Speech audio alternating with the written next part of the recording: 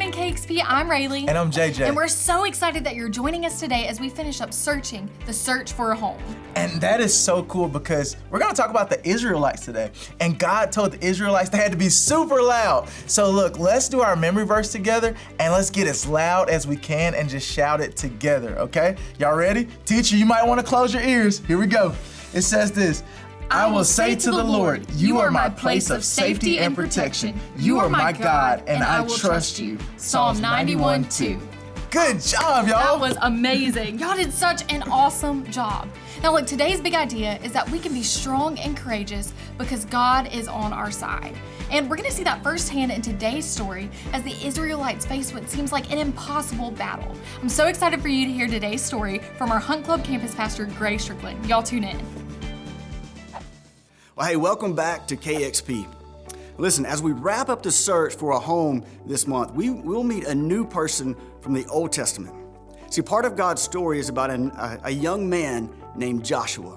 Now, Joshua was trained by Moses and became a leader of the Israelite people.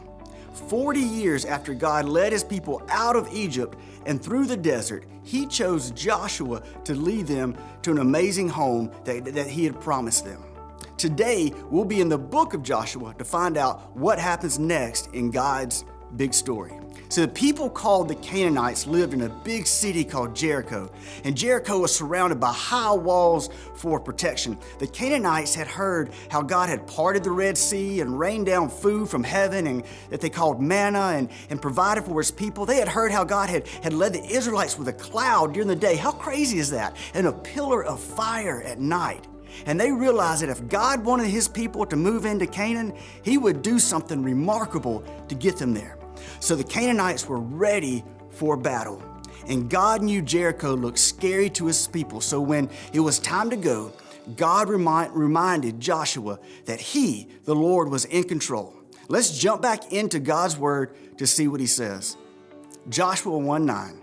God said, "Be strong and courageous. Do not be afraid.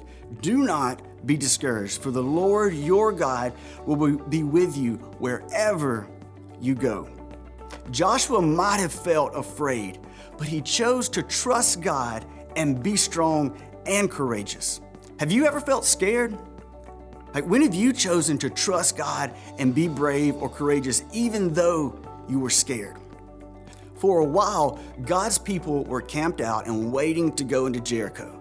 They were wondering how to get through Jericho's huge walls. Then one night, Joshua looked up and he saw a man standing in front of him. He was holding a sword and looked ready for battle. But Joshua did not recognize him. Joshua chapter 5 shows us something really amazing.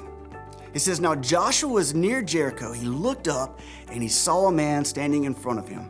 The man had a sword in his hand. Joshua went to him and asked, 'Are you a friend or an enemy? Are you for us or against us?' And the man answered, 'I am neither one. I have come as the commander of the Lord's army.'" At that moment, Joshua realized that it was a commander of God's army appearing as a soldier. God was with them and he would lead the Israelites into Jericho. After that, God told Joshua how to get through Jericho's walls. Here's what he said. This is kind of God's game plan. He said, "For 6 days, march around the city once a day. Have 7 priests get trumpets made of ram's horns and carry them. But on the 7th day, march around the city 7 times. The priests, they should blow the trumpets during the march. And when they blow a long blast, all the men shout. And that's when the walls would fall down." Hey, let's do this. Let's see if you guys could have been a part of Joshua's army, okay? Now, we don't have any trumpets, but on the count of 3, I want to see you guys shout or hear you guys shout as loud as you can. You ready? 1, 2, 3. Whew. Wow, guys, that was loud. I thought these walls were going to come down. That's pretty impressive. Joshua might have wondered how walking and yelling would make walls fall, but he didn't question God. He trusted God and obeyed. And guess what? At the last trumpet blast and the shouts of God's people, the walls fell just like God said they would. Let's read on to see how Joshua and the Israelites defeated Jericho with God's help. It says, when the priests blew the trumpets, the people shouted, and the sound of the trumpets and the people's shouts, the walls fell, and everyone ran straight into the city. So the Israelites defeated that city. The shouts and the praises of God's people did something really amazing. When they obeyed God, they brought the walls of a great city to the ground. God promised not to leave the Israelites, and He didn't. He helped them get through an impossible wall and move into their new home. Through Joshua, God would continue to help His people. In fact, Joshua finally became so sure of God's power that he was able to help others to be strong and courageous, just like God had helped him. Just like Joshua, you can trust God and be strong and courageous too. Hey, listen, it's been a blast hanging out with y'all today. And over the past 2 months, we've seen God's people search for a family and search for a home. And God has been with them every step of the way. Come back next week as we begin a new search, a search for a leader and a king. We'll see you then.